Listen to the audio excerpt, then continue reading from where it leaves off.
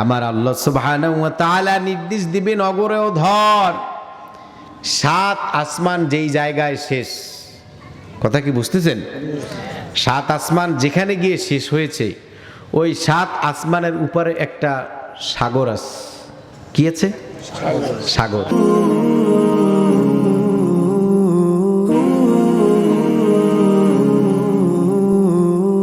অর্থাৎ কবরে যখন আসো তখন আর তোমাদের চাওয়া পাওয়া থাকে না, ঠিক না? দেখবেন মা বোনেরা ঈদের সময় দামি দামি শাড়ি, অর্নামেন্ট, গহনা গাটির কোনো শেষ নাই। ও আমার মা, আমার বোন, ও যুবতী বোন, তুমি কি একটু চিন্তা করলে না যখনই আমি মরে যাব আমার কানের দুল, নাকের ফুল, হাতের বালা, পায়ের নুপুর খুলে আমাকে একটি চাদর দিয়ে উলঙ্গ করে ঢেকে দেওয়া হবে? থাকবে না কিছু? সাথে থাকবে? ও যুবক, তুমি যে আইফোন ব্যবহার করছো, ব্র্যান্ডের জিনিস, ল্যাপটপ ব্যবহার করছো, যে দামি বাইকে চলছো, জিগজাগ করে আঁকা বাঁকা করে রাস্তার মধ্যে তরঙ্গ সৃষ্টি করে ঢেউ তুলে তুমি চলছো, সামনে যে আজরাইল তোমার জন্য দাঁড়িয়ে আছে, তুমি যখনই মরে যাবে তোমার বাইক তোমার কাজে আসবে না।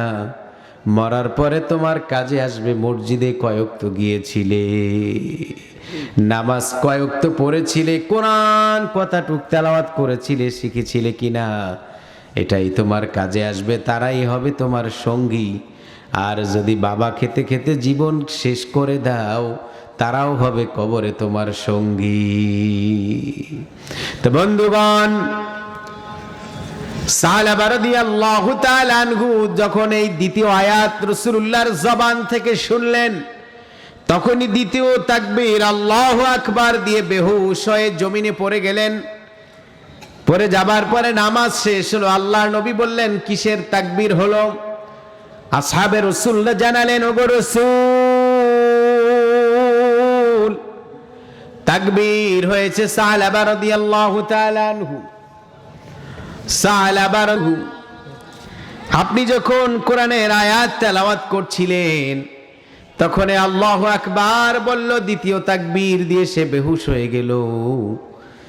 আল্লাহর নবী সাল্লাল্লাহু আলাইহি ওয়াসাল্লাম সালমানকে উদ্দেশ্য করে বললেন, আনবিজা আলাইহিল মা ইয়া সালমান, ও সালমান, আর গায়ের উপর, মাথার উপর পানি বইয়ে দাও, পানি ঢেলে দাও। পানি ঢেলে দিল, কোনো কাজ হলো না।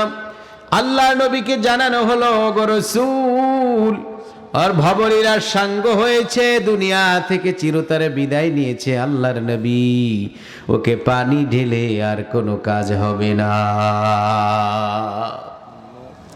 বন্ধুগণ, আল্লাহর নবী বললেন, দাফনের ব্যবস্থা করো, গোসলের ব্যবস্থা করো।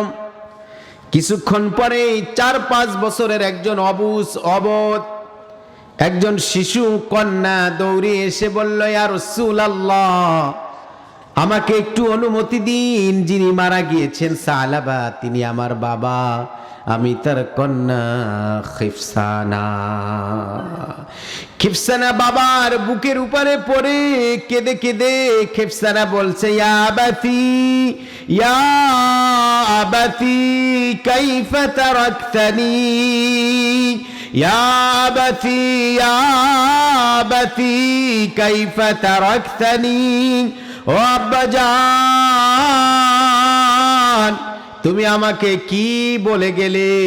তুমি আমার খেলার সাথী ছিলে, খেলার সঙ্গী ছিলে, শুধু বাবাই নয়, তুমি আমার একজন বন্ধু ছিলে, তুমি আমার একজন মা ছিলে, আমার একজন খেলার সঙ্গী ছিলে, তুমি কি বলে গেলে রে বাবা? আমার তো মাও নাই, ছিলে তুমিও চলে গেলে, ওগো বাবা, আমার কি অবস্থা হবে? এই বলে বলে কান্না করলো ওই 4-5 বছরের শিশু খিফসানা। বিশ্বনবী বললেন, গোসলের ব্যবস্থা করো, দাফনের ব্যবস্থা করো। সব রেডি করা হলো। আল্লাহর নবী নামাজে জানাজা পড়ানোর জন্য যখন যাচ্ছিলেন, রাসূলুল্লাহ এই পায়ের অগ্রভাগ, সামনের অংশ এইভাবে উঁচু করে ভর দিয়ে জানাজা আদায়ের জন্য যাচ্ছিলেন। আসহাবে রাসূলরা বললেন, ইয়া রাসূলুল্লাহ, এভাবে কেন যাচ্ছেন জমিনে? সমস্ত পায়ের ফুট আপনি কেন বিছিয়ে দিচ্ছেন না?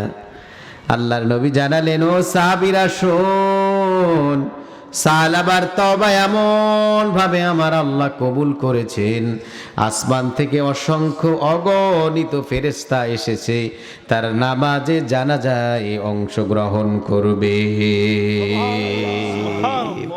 এজন্য আমি জমিন পাচ্ছি না, আমি জায়গা পাচ্ছি না, আমি কিভাবে হাঁটবো?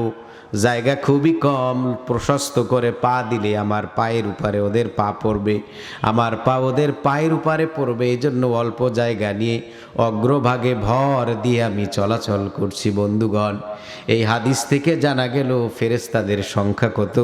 এবার আল্লাহর ভাষায় শুনুন, আল্লাহ জানিয়েছেন, ওয়ামা ইয়ালামু জুনুদা রাব্বিকা ইল্লাহু। আমার আল্লাহ জানিয়েছেন, আমি আল্লাহর কত সৈন্য সংখ্যা কেবলমাত্র আমি আল্লাহ জানি। ওয়ালা নাবিয়্যুম মুকাররাব ওয়ালা নাবিয়্যুম মুরসাল ওয়ালা মালাকুম মুকাররাব। কোন নৈকট্যপ্রাপ্ত ফেরেশতারা জানে না, কোন নিকটের নবীরাও জানে না আসমানে কত ফেরেশতা রয়েছে। অসংখ্য, কোনো সংখ্যা বোঝানো যাবে না, এত পরিমাণ ফেরেশতা রয়েছে। আল্লাহ প্রতিদিন 70,000 করে নতুন নতুন ফেরেশতা আল্লাহ সৃষ্টি করে। তা সে আজরাইল আলাইহিস সালাতু ওয়াস সালাম, আবার জায়গায় আসছি। আজরাইল আলাইহিস সালাতু ওয়াস সালাম ওই আসমানবাসী যত ফেরেশতা সবাইকে সাইজ করে দিবেন।